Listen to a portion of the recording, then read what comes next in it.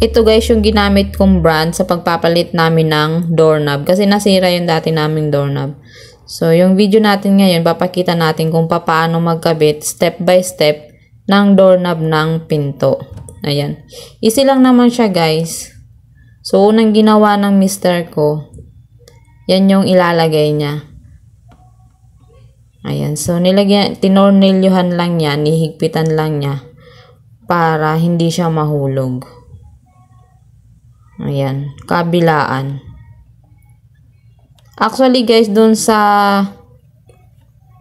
cover nung binili naming doorknob, meron namang nakalagay dun kung paano mo ilalagay siya.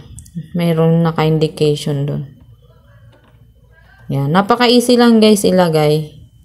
Kahit hindi mo alam, sundin mo lang yung pattern nakalagay dun. So, susunod namin ilalagay yung hawakan na. Sa paglalagay niyan guys, dapat itatapat mo siya. Ayan yung ganyan guys. Yung makikita nyo naman yan. Ay, hindi ko alam kung ano yung pangalan ng parts na yan. So, ganyan lang yung paglagay niya. Yan.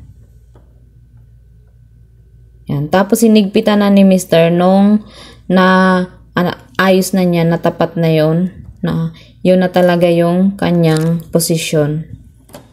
Yan. So, tinanggal lang niya yung sa kabilang part ng doorknob, guys. Tinanggal niya yung parang, yan yung parang plate na yan. Ayan.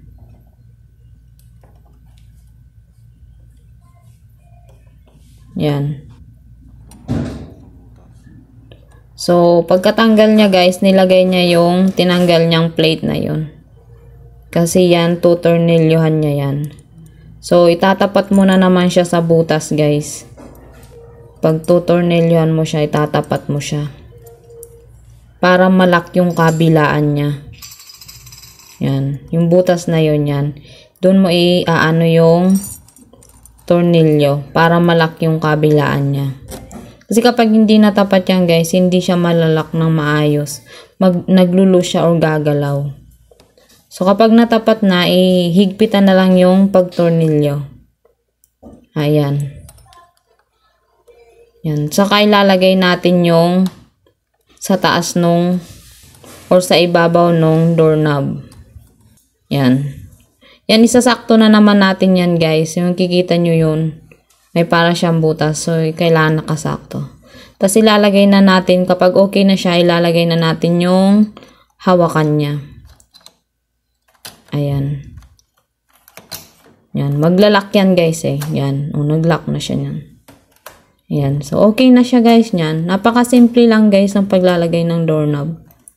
O, try lang namin kung fit na ba siya talaga siya, at saka naglalak siya. So, thank you for watching, guys. Ganun lang po kadaling paglalagay ng doorknob. Sana po may natutunan po kayo. God bless everyone. Bye-bye.